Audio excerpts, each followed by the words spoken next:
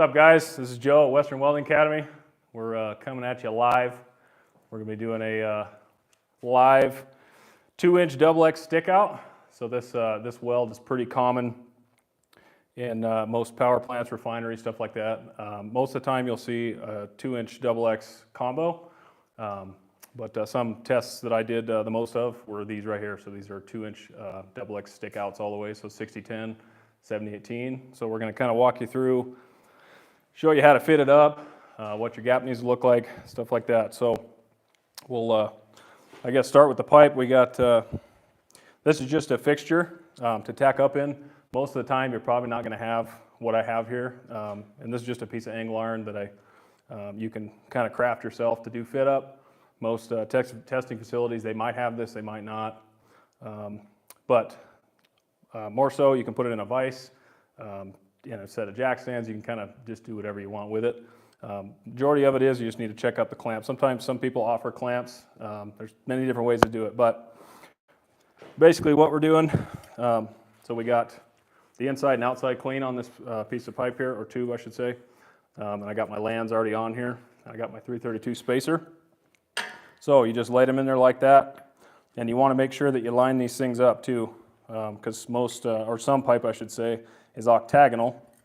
So when that thing gets turned a certain way, you might have a high-low side depending on where you line that pipe up at. So make sure you check that. I kind of already trued these off. I squared them off. They're already pretty much ready to go. But I'm still going to rotate this and find where my best fitting gap is going to be and where I like it the most. And that will determine how the gap looks. So we're looking pretty good right there. So we'll get the old fume dog on. This thing rocks. You guys need to check out fume dogs. Kick this thing on.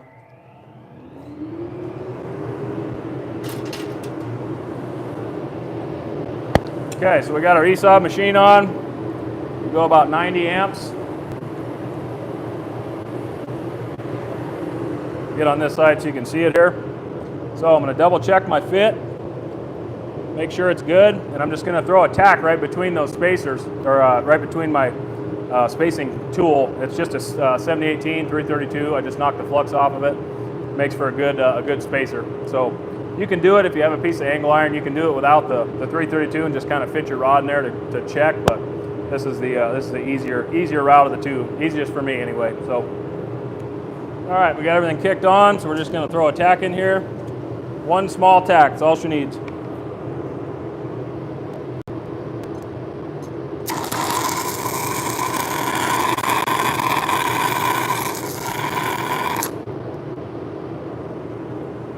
Okay.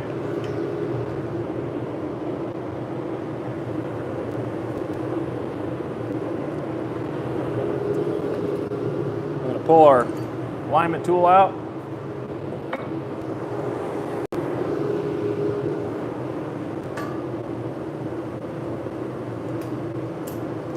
Get her clamped up in here.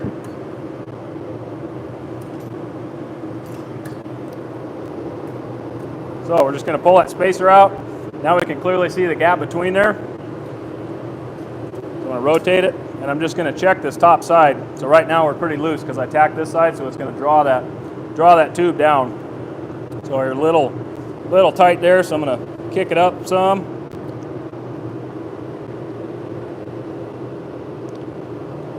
Pretty good there.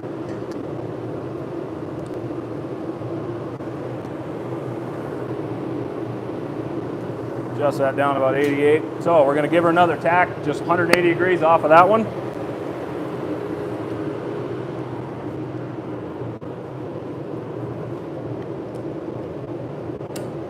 Okay, here we go.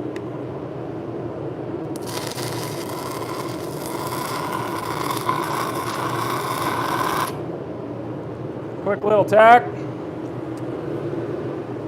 So now we're going to check our side to side. On 2-inch XX, you can run 2 tacks. Sometimes you can run 3. I like to just do tacks on the top and bottom. I've done them side to side. It's totally personal preference, or you can run 3 tacks if you want. Just kind of up to your own preference. But one thing you want to make sure of when you tack this side, your tube is going to shrink on whatever side you end the weld on. So your keyhole side, which is on my right side, your guys' is left, it's going to shrink that tube that way. So I want to check this side because obviously this side would be more open. So I want to double check both sides of that. So if we put our spacer in here, so a little tight there, a little tight there, looking pretty good. So we might actually just leave that alone.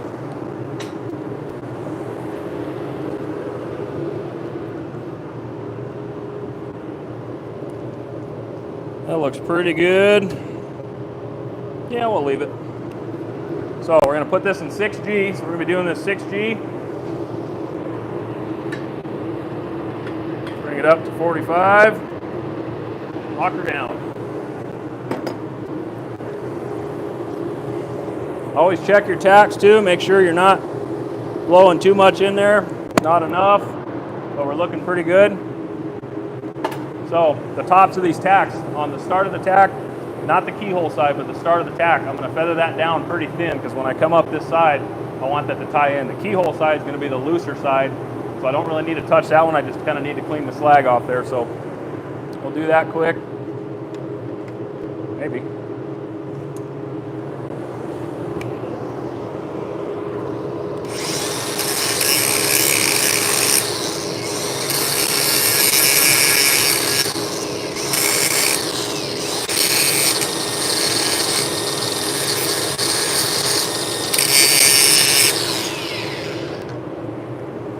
Okay, I got the bottom. We'll do this top side.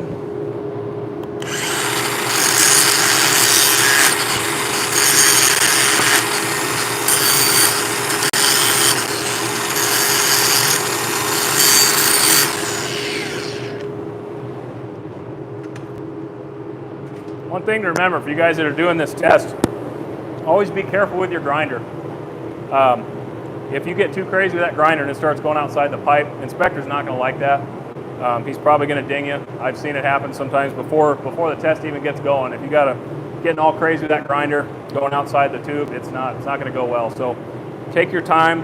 It's a test most of the time for a job, for your livelihood. So be as picky as you can with it because it really does matter. So I feathered down the start of both sides, and we're pretty thin. As a rule of thumb, right when you're grinding it down, you can see a little blue streak, and that means that metal is getting really thin right there.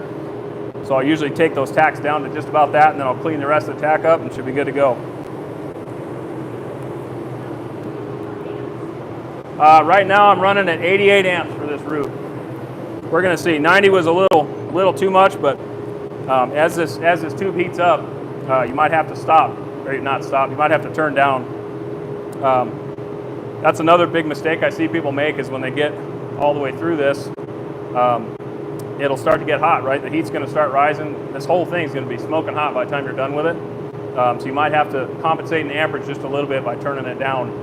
So most of the time you're not going to be able to just let it cool off. You're not going to, inspector's not going to give you 5-10 minutes to go take a smoke break to do. So you're going to have to just kind of do it until it's done. So there's a couple different ways you can go about this. If you're right-handed, this is going to be your good side. So if I'm over here, so this is my good side because I'm right-handed, right? So I'm going to come up the pipe this way. The other side is the hardest part to do because you either have to do it left-handed or you have to put something in this pipe and hang over the top side. And I can show you what that looks like. So you can hang a file off the end of that, and you can come on the bottom just like this, and you can work up that way. You can use a vice grip, pair of channel lock, something like that, crescent wrench, anything to get your arm, something your arm can rest on. But I highly advise you guys learn to do it left-handed. If you can weld with both hands, it's probably the most beneficial thing you'll learn. So we're going to slam this left side of this root in. So I'm just going to start right on the bottom of that tack. I'm going to work off of it, and I'm going to change my body position as I come up because I don't want to be straight up and down the whole way up. So here we go.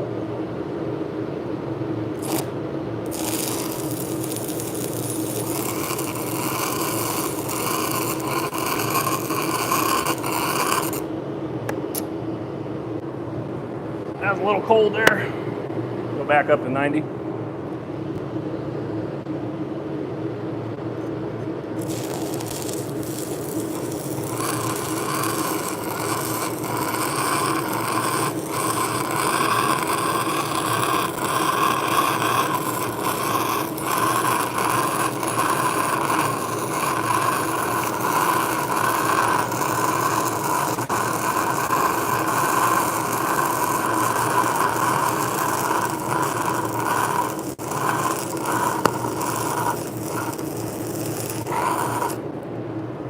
Okay, there's the left side.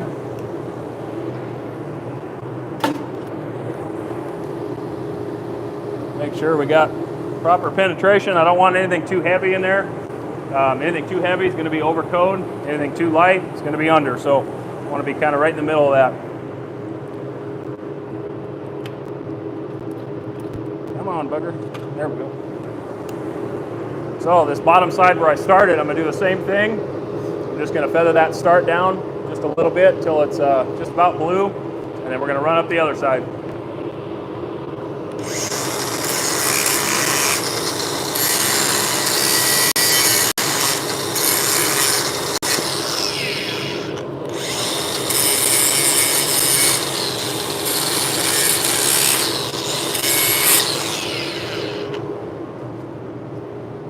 Then I'm going to clean up the top side just a little bit.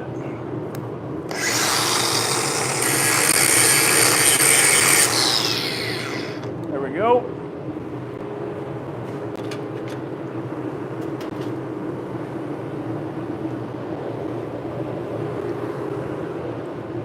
All right, so same thing on this. Just going to start on that bottom side. Yeah.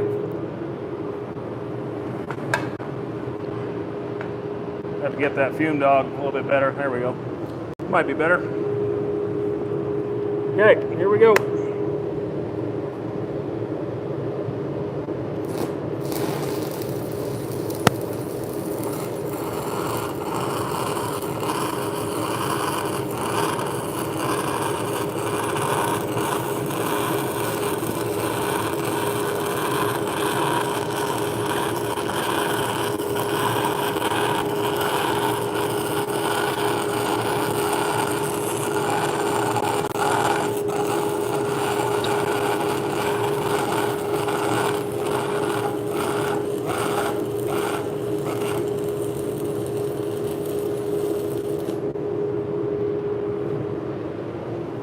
When you get to that top side, you got to make sure you keep burning through that, through your stop of your other side. Never once it closes up, you don't want to stop, because most of the time you'll get sucked back on it or it won't tie in altogether. So we got a nice 60-10 root in there, looking pretty good. All right.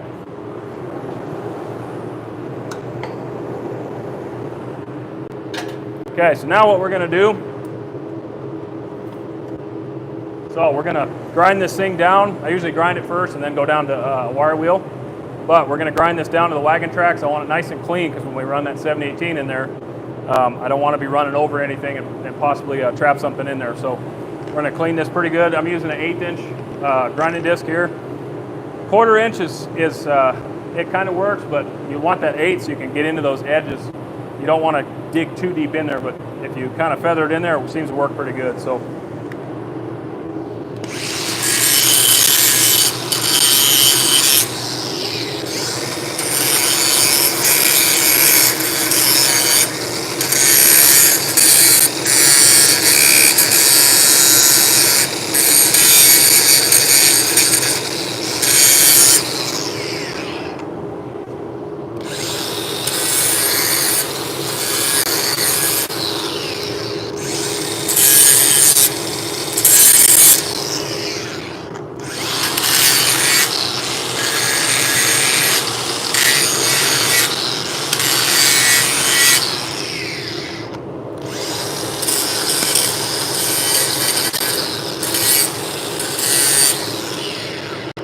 All right,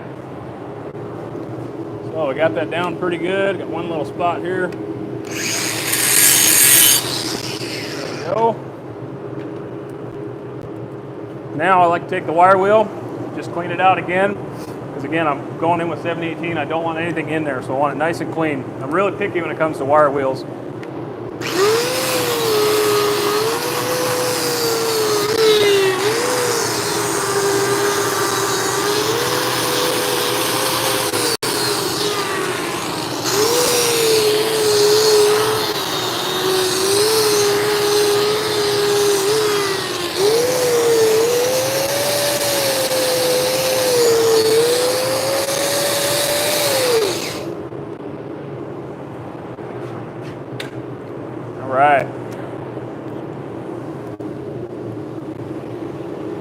This time I'll usually check it with a flashlight one more time before you move on, because if you have one spot on your root that you don't like, or you're not, you know, say you got a little shy spot in there, most of the time an inspector's going to come in and he's going to look at that, and if you didn't fix it, they might bust you out. So always take the time. I usually stick a mirror in there, make sure, clean off the slag on the inside of the root, make dang sure that it's not going to have any bad spots or anything. You want to address those before he comes to look at it. And the root especially, so most of the time they'll come in and they'll check the root. They'll let you kind of fill it out and then cap it from there. Might have you bend it. Most of the time I did bend, so just make sure your root's nice and clean. So we're going to switch to 7018 here. We're going to try go about 87 amps on this thing. I'll start with this left side. So I always like to do my offhand side first.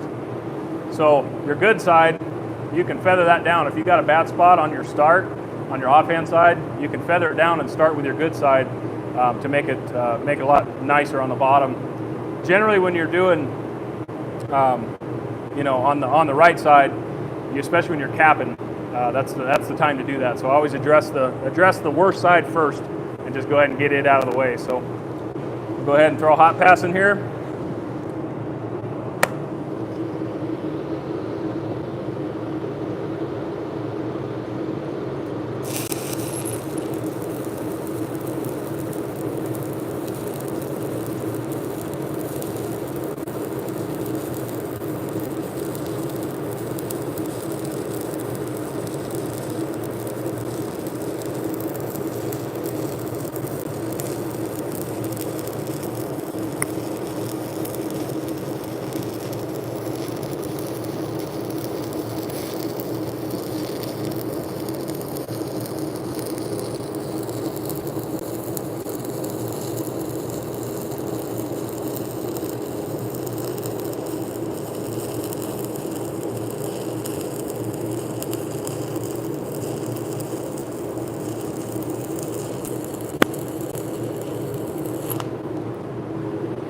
Okay, there's the left side.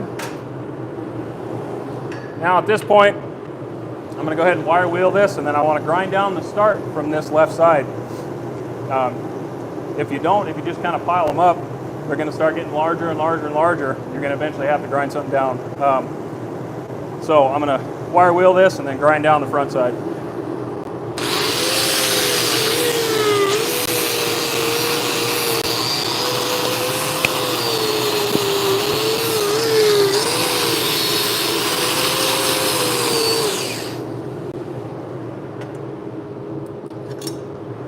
Okay, there's that. Now the start of this side, I'm going to feather it down.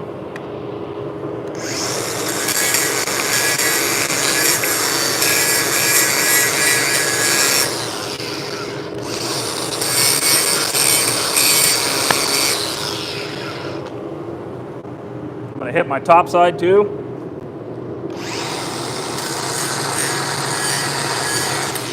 Just a little bit. Okay, and we like our heat. That 87 was about perfect, so.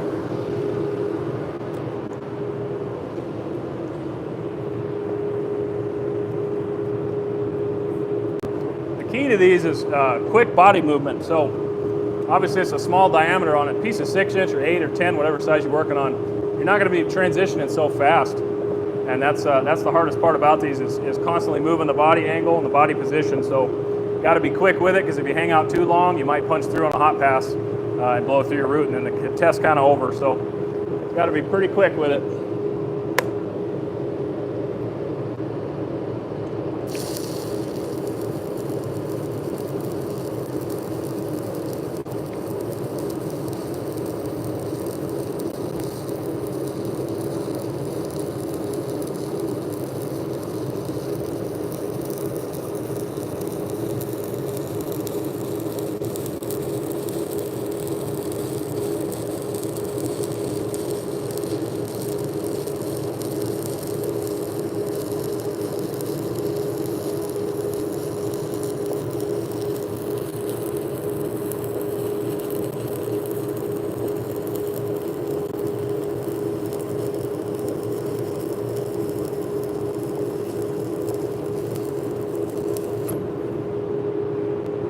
right side.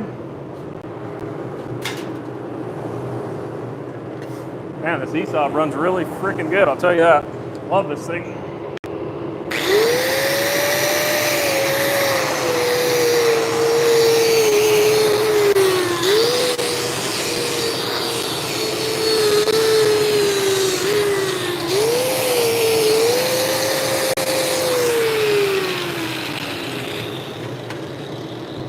So this first pass, what I see a lot of people do is they'll get their root in there and they'll try to fill it up.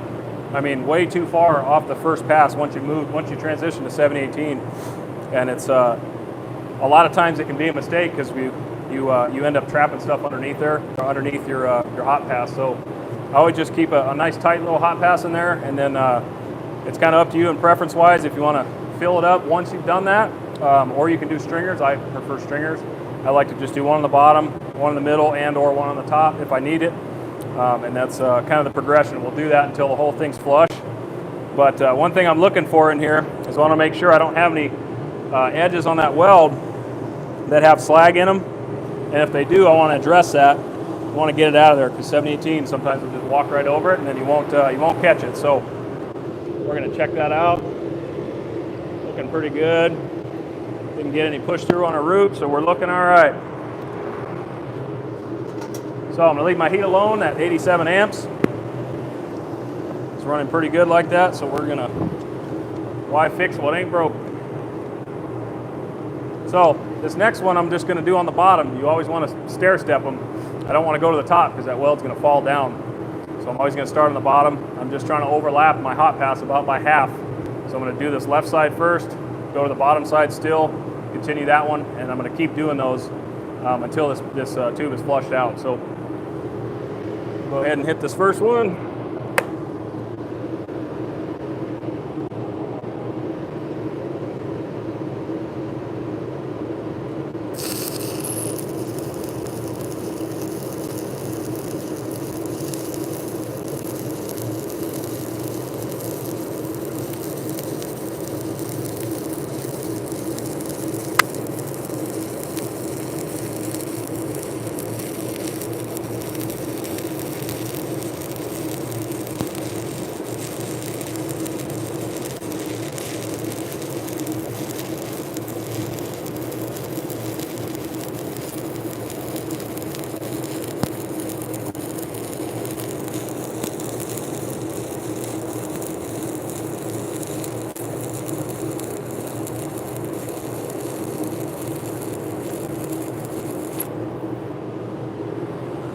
Go.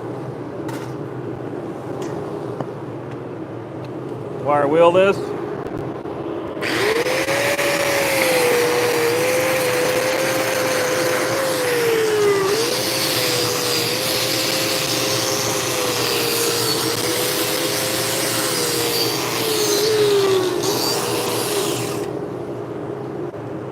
Now I got a pretty big start on the bottom, so I'm going to come through and I'm going to knock the start down off that pass.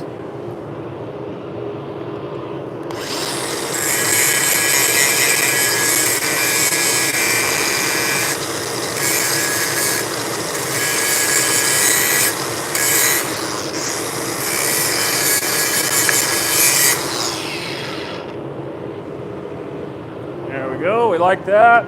Probably touch this top just a bit.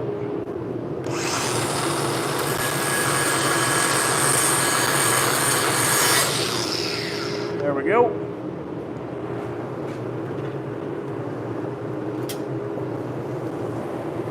Guys, I encourage you, ask some questions. Let's get some questions going.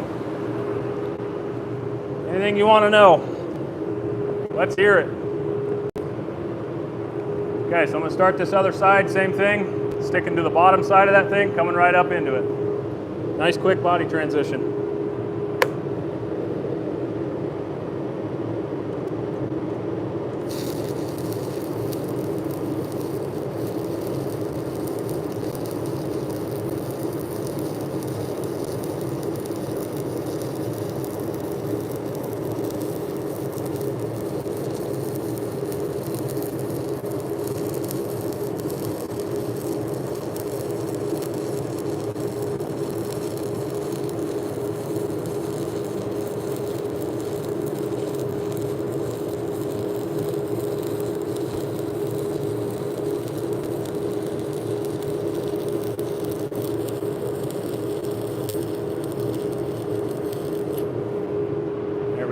second pass in there. Go ahead and clean that off.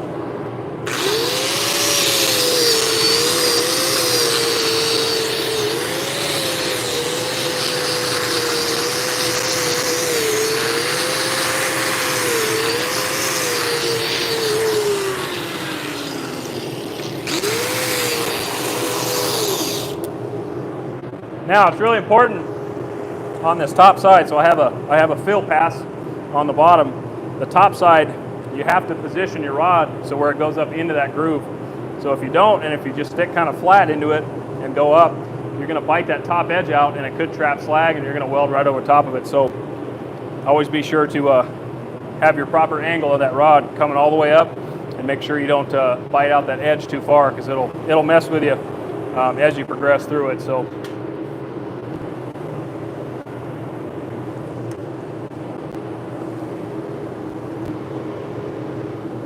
one thing to remember on these tests too is that this bottom side always ends up just a little bit bigger. So as you start throwing passes in this thing, it's gonna start moving around, right? The bottom side always tends to be more open than the top. There's ways to combat that, obviously, but if you find yourself and you're pretty tight on the top and you're super wide on the bottom, you have to compensate for it, and you have to hold a little bit more on the bottom side to where you add more metal down there if you cover it. Because if you just ran normal passes in there, this bottom side, by the time you're ready to cap out, you might be ready to cap it out on the top side, but the bottom side will still be a little under flush. So you have to always keep that in mind. Always pay attention to that bottom side. If I can, I try to leave the most meat down there I can in case that does happen. So just be mindful of that. Okay, so we're gonna throw a pass in up on the top corner here. Make sure my rod angle is correct.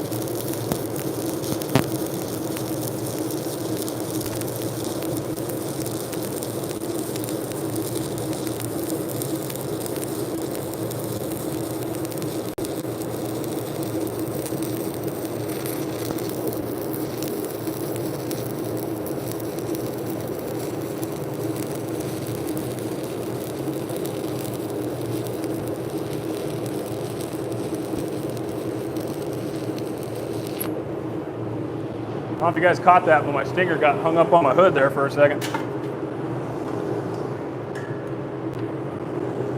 Okay, so we'll clean this off.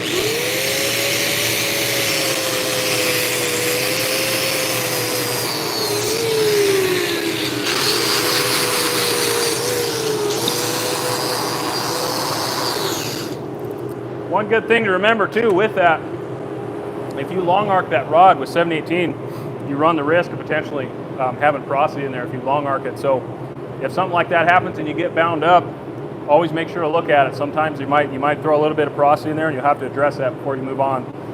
So it doesn't look like we had any from that, so I just wanted to verify and make sure. So same thing, I'm going to buff grind the bottom side of that start. That way I got a smooth start for this other side.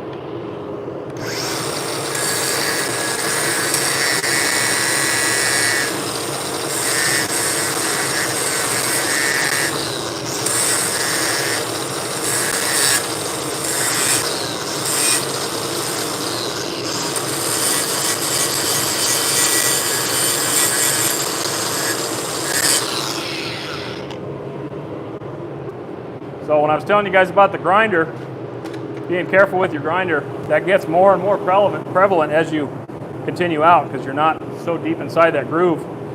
Once you get more passes in there, it's way easier for you to jump outside of the line and nick your pipe. So always be careful of that grinder all the way out to your cap, especially on your cap. You're going to have to do one side, you're going to have to grind the start of that one down. So that's where you have to be really careful of that grinder not to nick the outside of the pipe. So All right, so we're going to run this other fill in here.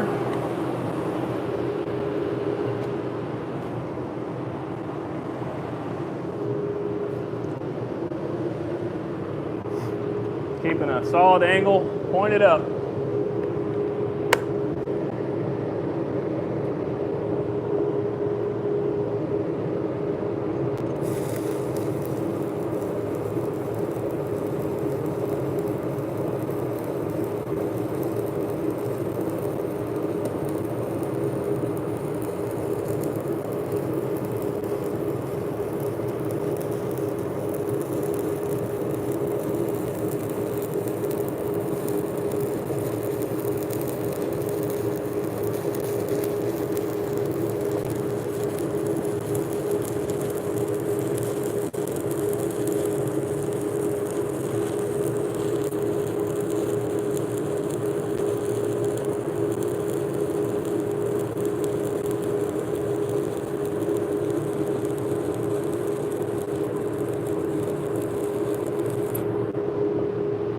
There we go. So one thing to remember on these tests too, a lot of thicker pipe. You're going to have to stagger your starts and your stops. So what that means is I can't just start every time in the same exact spot. So as I progress through this, I'm starting a little in front and then a little behind, and I always want those passes to stagger. So when this thing's capped out completely, all my starts should not be in the same general direction. So if I have a 3-beat cap, I don't want all those starts to be exactly similar. So I might start a little bit off center on the bottom, come back around, I might stop short. That way my other side can be offset from it. So just something to keep in mind. Go ahead and clean this thing off.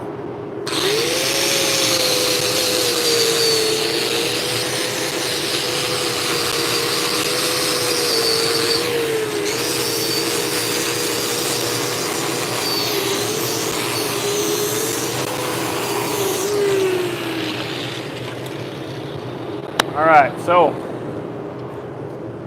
at this point, I'm just a little bit below, so I think in probably 2 more fill beads would get us just about flush and ready for a cap. Always want to verify it, make sure there's no porosity in there. If I got to get it out, I'm going to address that now. Always check your starts too, make sure you don't have any porosity on your starts too. That's what will get you. Looking pretty good. So we're going to go ahead and throw another one in there.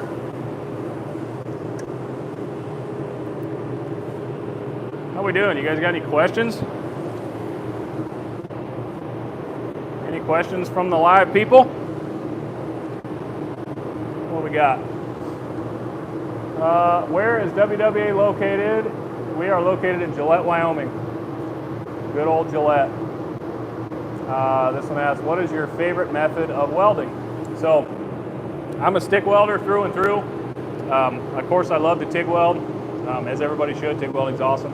But I kind of started my career doing this type of work. So I love 718. I love 6010. That was always the supreme for me. So let's see, pancake or sugar, pancake or sugar scoop. I have both. They're kind of fit for different situations.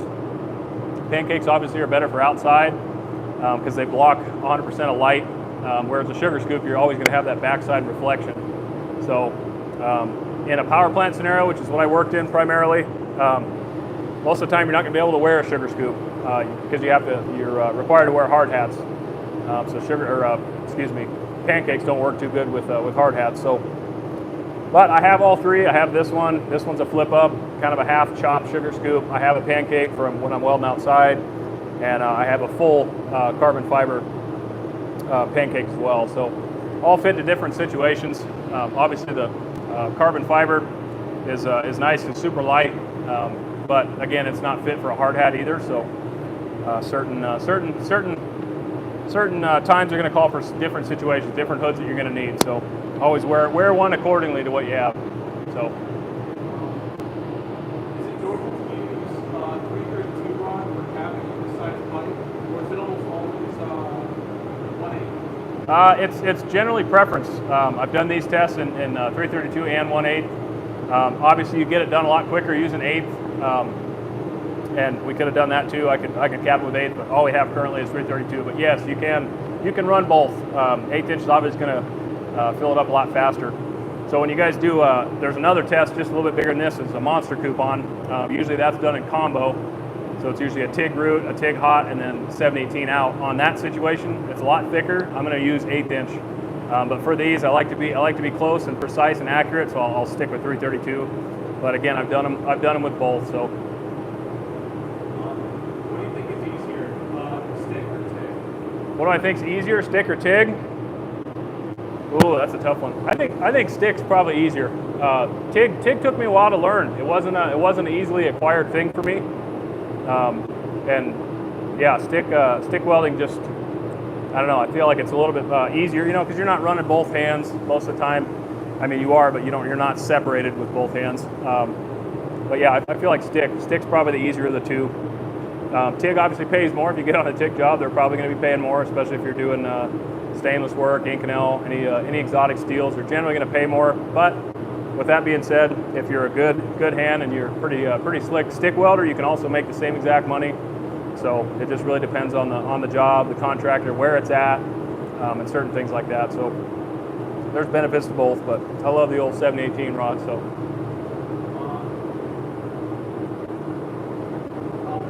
Is there any way you can practice like welding technique without a welder? Is there any way you can practice welding technique without a welder? Yeah, I mean, you could try a few different things. So like with stick welding, obviously like you see this electrode holder, it's pretty similar. You could take a piece of wood if you wanted to and get something around, and you could do exactly what I'm doing right here, and you could work on angles. That's what's going to get you. It's one thing to weld flat. It's super easy. I mean, you just kind of put your hand down. I shouldn't say easy, but it's a lot more simple. So you could just get anything you wanted to and practice body position, practice angle. You could working around different sizes of things. As far as stick welding goes, for TIG, if you can get we've done videos on in the past. You can make a TIG rig out of a water bottle and a pen. There's a lot of different ways you can simulate walking the cup of a TIG rig. So there's many different ways to practice. You don't necessarily have to have a welder. Obviously, if you can order what I did personally when I was learning TIG welding was I ordered a little crappy one from somewhere online and got a little TIG rig, and I just used that, and I kind of walked it on a table, and I learned to kind of mess with it a little bit. And then stick welding, I just learned through hard work. I stayed after work many days, practicing different things, doing many of these, all kinds of stuff that I could. So it's a lot of different methods out there. So,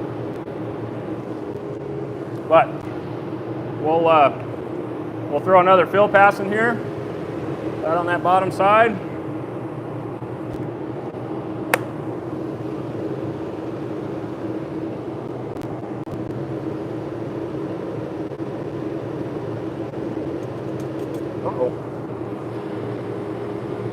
There we go.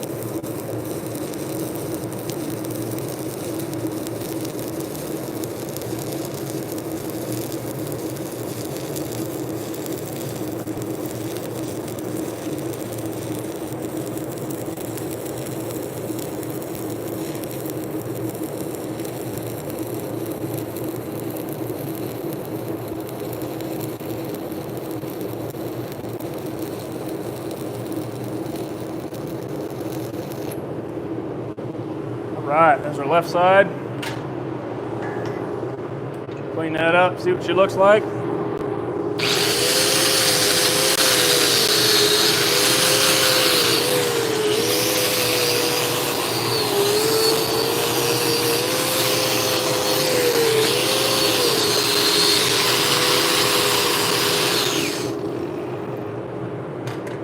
Check her out. Oh yeah, so silky, so smooth. Ben, if you're watching that, that was for you. All right, so we're gonna clean our start up here.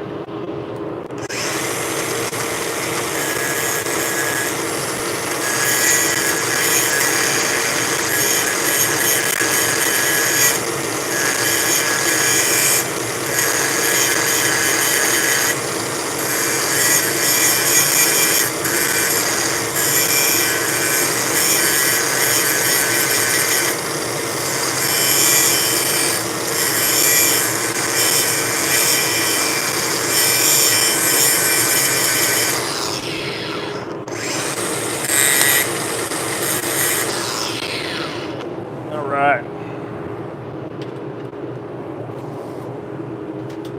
Okay, we're gonna throw another pass on the right side.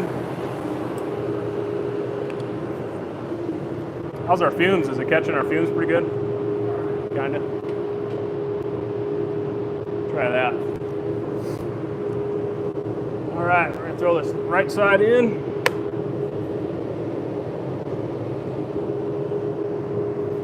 You guys notice what I'm doing there when I start? Take a few practice runs, because if you get up to the top and you're feeling too constrained, that's a good indication that you need to reposition somewhere. And you know, this could be any style of testing platform. It's crazy the amount of different stuff you'll see when you go out and do tests. This is not 100% common to have just a nice clamp stand right here. You might be working off a bench or off a table. They might just have something tacked up on the side. It really does depend. So always be prepared for anything. Get to where you think you're going to be comfortable. And I like to just take a little dry run and make sure that I'm kind of free and clear to move all the way throughout it. So something to keep in mind.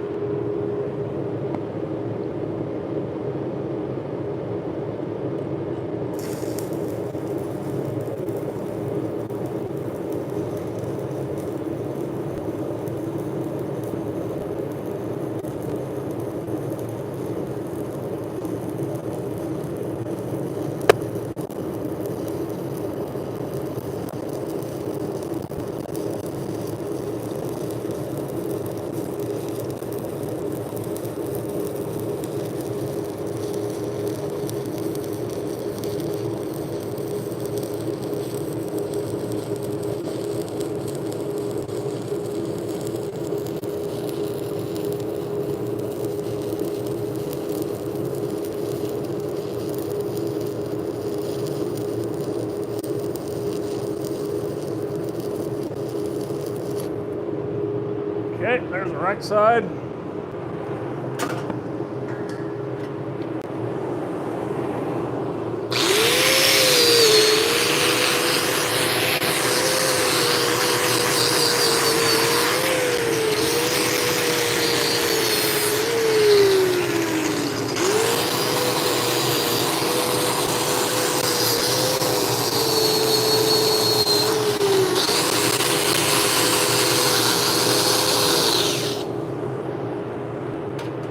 Now, it's not uncommon, but sometimes you might run across testing facilities that won't let you use a grinder. I've done that to kind of give you a wire brush and a file.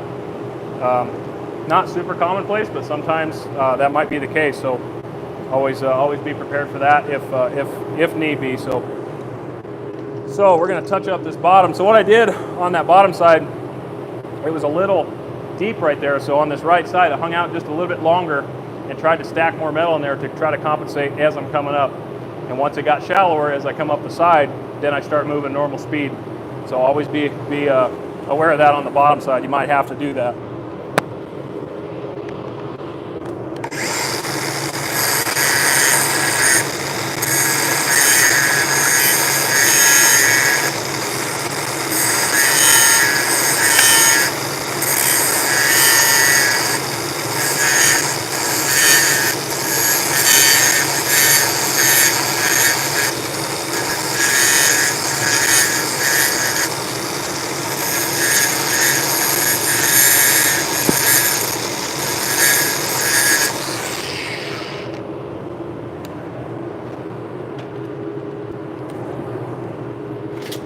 wait for somebody to say, why do you take so long with your grinder? Why are you using a grinder?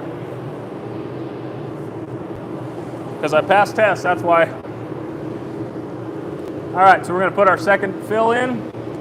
Once we'll fill this out, this thing will be perfectly flush, and we'll get ready to cap it. So, here we go.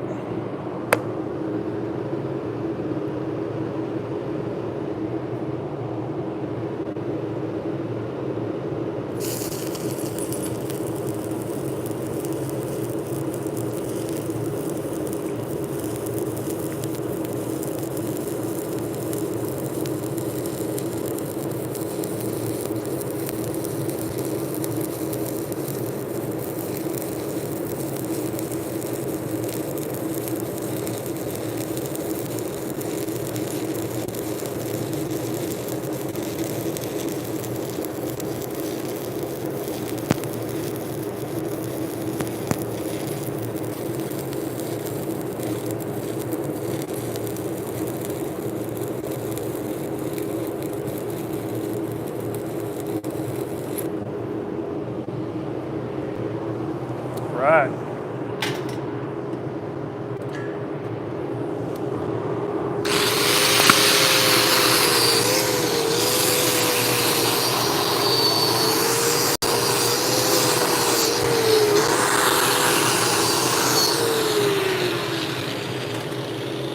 And like I said, guys, in the essence of time, yeah, we could have done this with 1/8. It would have gone a lot quicker. Obviously, the goal here is to try to teach you guys how to do it, and how to do it carefully, and how to make sure you pass it. So you can burn one of these out pretty quick with 1/8 rod, but we're just doing it with 332 today. So how we doing? You got any more questions right now?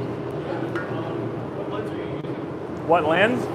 This is a Lincoln 2x4C. Yeah, and it's the adjustable 2x4C. I love these lenses. I have a couple. I have an Apex. I have a Lincoln.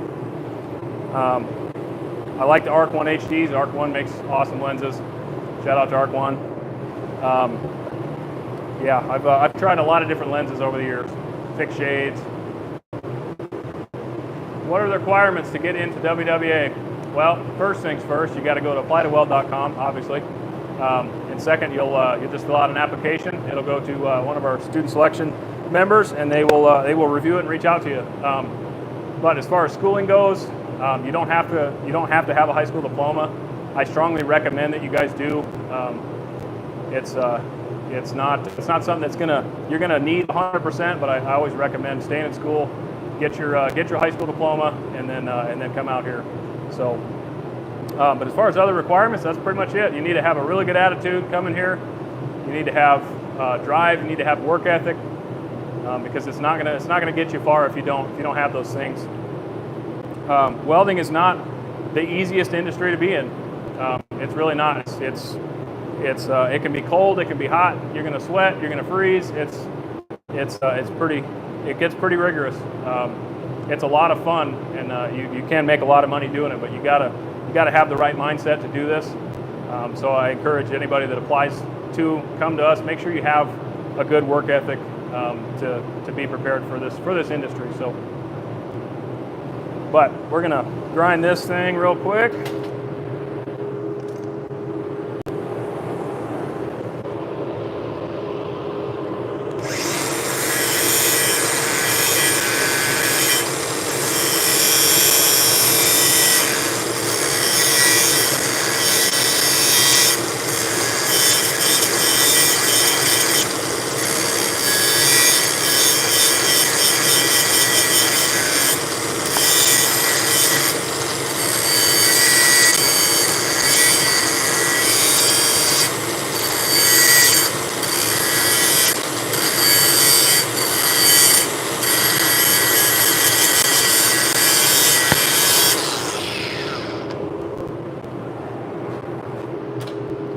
One thing to remember, so what I just did there on the bottom was I was a little heavy on my start.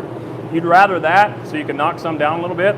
So whether you're doing it with a grinder disc or grinder, you can be done with a file as well. It's always better to have a little bit more material.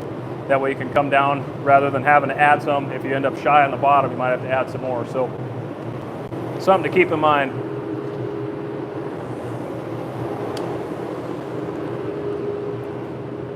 How we doing on time? Good? Oh yeah. All right, let's flush this baby out.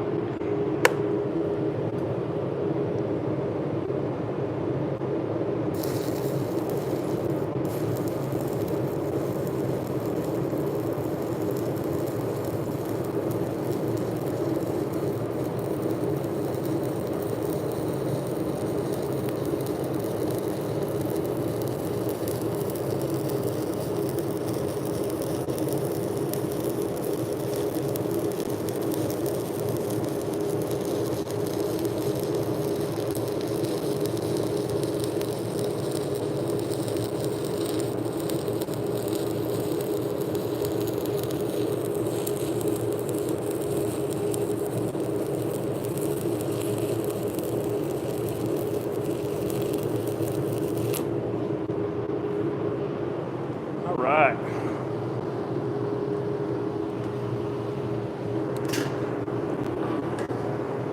So now we should be about ready for a cap. Buff her off, see how she looks.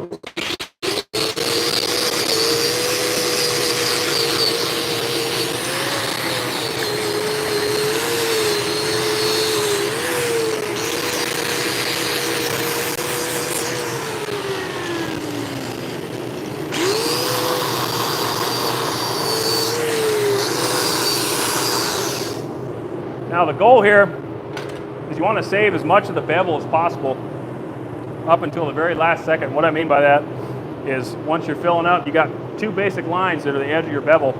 The goal is to not tear those off and not bite into them. Long arc will do that. But the goal is that way when you get done, your bevel isn't more flared out than what it needs to be. So right now, we could probably 2-bead this. 2 or 3 bead cap's pretty common, depending on how your fills went, stuff like that.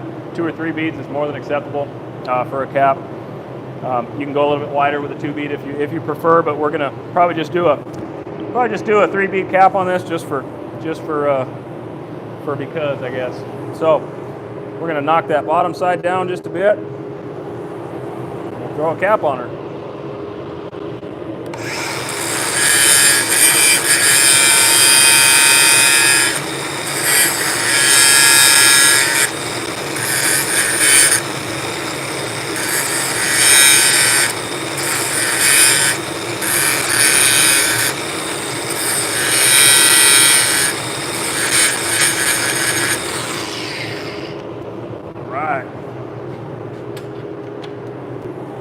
One thing that could happen when you guys go to cap this, or when we go to cap this, I should say, if you long arc the bottom and you get porosity on there, you have to make sure to address that. And it especially is worse when you're on the very last pass and that happens. So what I'm doing to fix that was with 7018, I always start ahead of where I'm going to start. So if I want to start dead center on the bottom, I'm going to fire up top, and you'll see that when I do this next pass, or when I start this cap. So I'm firing up ahead, and that's basically kind of preheating that rod, letting all the stuff out of it, and I'm going to run up over the top. If you were just to strike up right on the bottom side, 9 times out of 10 you're going to get porosity in that start. So always be sure of that. Okay, we're going to leave our heat at 87. It's running pretty good. Now we're going to put our first bead cap on, and I only want to overlap the bottom bevel about a 1/16 of an inch because I want to gain as much ground up as possible.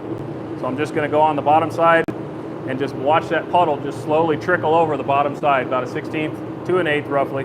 1/16 is about ideal, but it's going to be really careful on this bottom edge.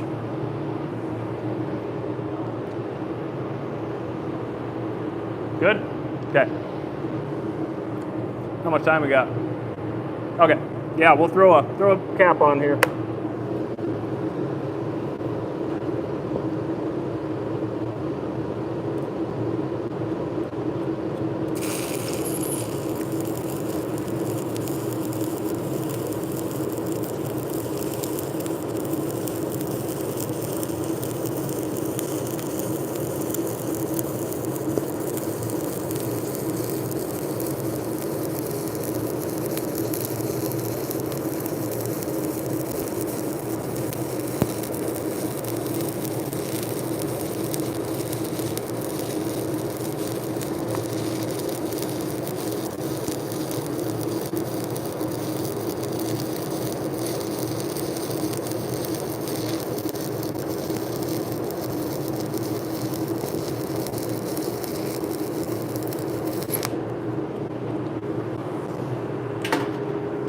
right. Well, we're about running out of time here, but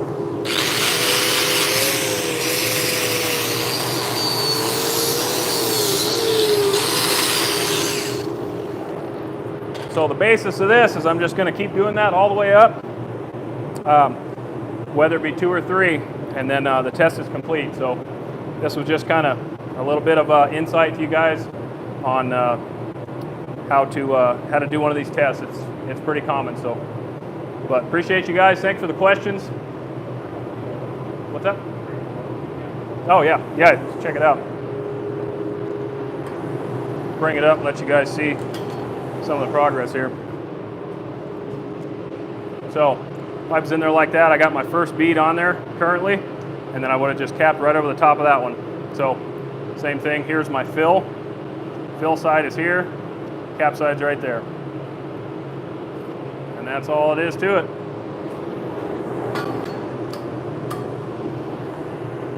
How are we looking? How much time we got? 2 minutes? You got any other questions?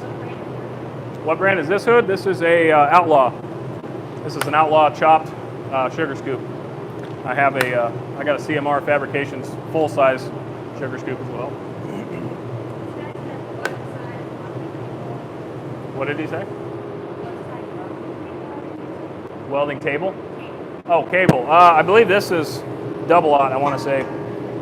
Yeah, I think this is double aught. Pretty thin.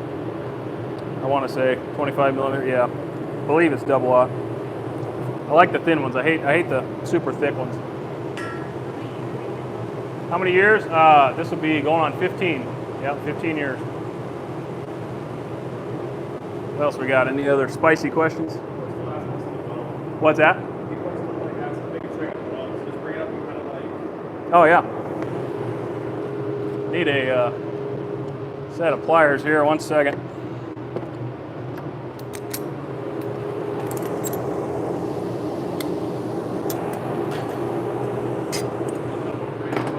What's that? This is an ESOB. That is a 300i. Sweet little machine. Get some of the smoke off there. So there's the bottom side. So here's the fill, perfectly flush with the pipe on the outside, and then there's the start of my first bead cap. So if you're looking at it, it'd be just like this. So first bead's there, second bead, and third would go right on top of that.